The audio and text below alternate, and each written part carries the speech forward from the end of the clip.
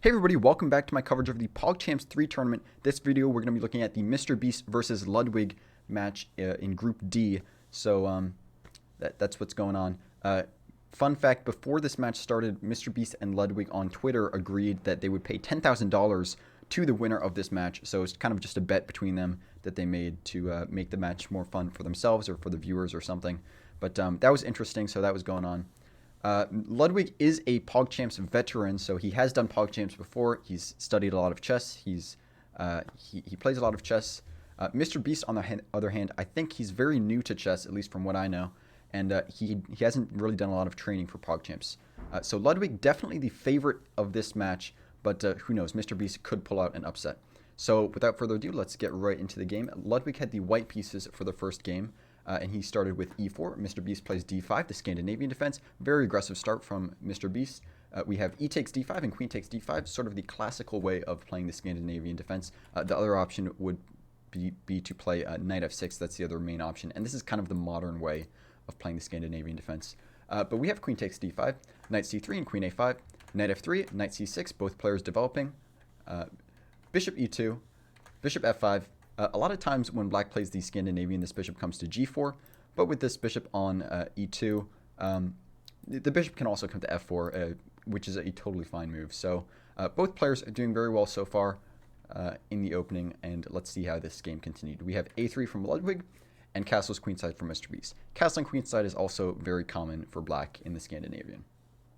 We have d3, preparing to develop the dark squared bishop, and e5, simply controlling the center, also preparing to develop Mr. Beast's own dark squared bishop. We have bishop d2, so now preparing some discoveries with this knight, potentially. And we have knight f6. Mr. Beast just continues to develop. This does open him up to some discoveries from the bishop, which Ludwig takes advantage of with knight e4. So Mr. Beast has to move his queen. Will he see it? Yes, he does. He plays queen d5, getting his queen out of the way.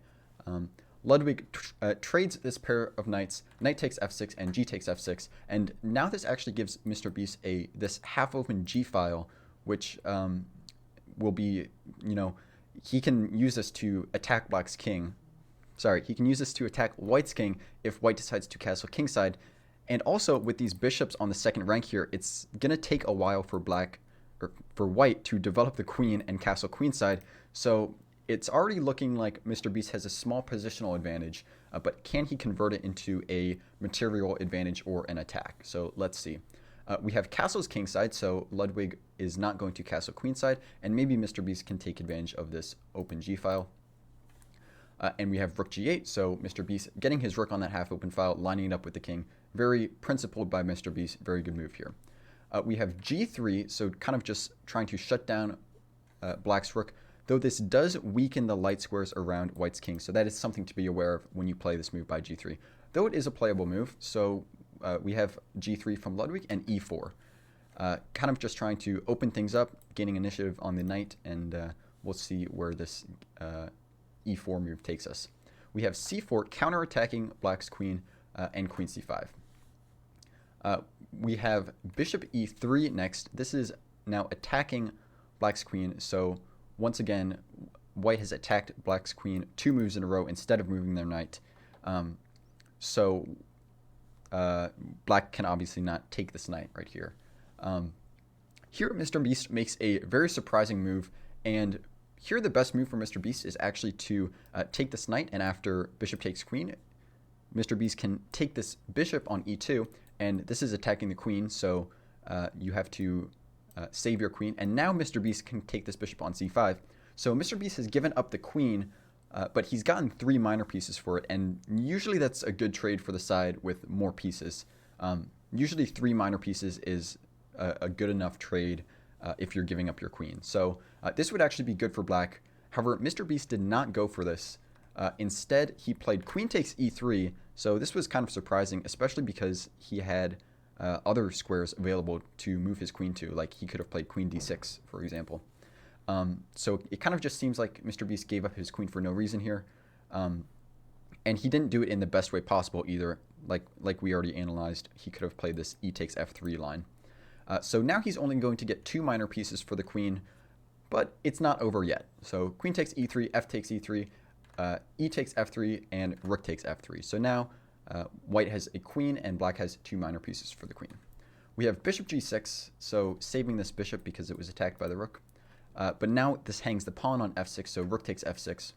We have h5, so trying to rip open the pawns in front of white's king to try to get some attack going for black. And here Ludwig actually sacks his rook on g6. He plays rook takes g6, and this is kind of unnecessary. Here you could have actually just taken this pawn since it was attacked twice, so that would have been a better move. This rook sack is pretty unnecessary. Mr. Beast recaptures with the f-pawn, which is perfectly fine. Capturing with the rook was also an option. We have bishop f3 and bishop g7. Finally, Mr. Beast develops his last piece. And here Ludwig plays bishop takes c6. So Ludwig is up in material, so he wants to trade. Also, this will double black's pawns and kind of expose black's king a bit. So this is definitely a very good trade from Ludwig. Instead of recapturing this bishop, though, however, Mr. Beast tries to complicate things. He goes for bishop takes b2. And his idea is, now I'm attacking your rook, so if you move your bishop, if you save your bishop, for example, then I will take your rook. And if you save your rook right now, then I will take your bishop on the next move. So that was his idea. He tried to win a pawn there. However, it doesn't work out. Very simple. You can actually play bishop takes b7 check here, and then after bishop takes b7 check, king takes b7, you can play rook b1 or even queen b1, and now you're going to win this bishop. So you can do that move. You can also just play the immediately rook b1, and you can get the same bishop trade. The pawns in front of the king are broken up. It's still going to be very good for white either way. Ludwig goes for queen b1, which is perfectly playable as well. We have rook d6, so kind of a weird move. Maybe Mr. Beast didn't want to open up his king side, but we have rook d6, and now Ludwig goes for this desperado tactic with bishop takes b7 check. So he's saying, I'm going to lose this bishop anyway, but I'm going to get your bishop instead, so I might as well take a pawn with check. We have king takes b7 and queen takes b2 check. So now black's king is exposed. White is up a queen for a rook, so usually when one side has a queen and the other side doesn't have a queen and the kings are exposed, the side with the queen is going to do very well. So it's going to be hard for Mr. Beast to bring this back. We have king c8 and rook b1. Rook takes d3, but this is a huge blunder, so Ludwig didn't care about defending this pawn because now he has queen b8 check, which is a skewer on the king and the rook. We have king d7. Sorry about that. King d7 and queen takes g8.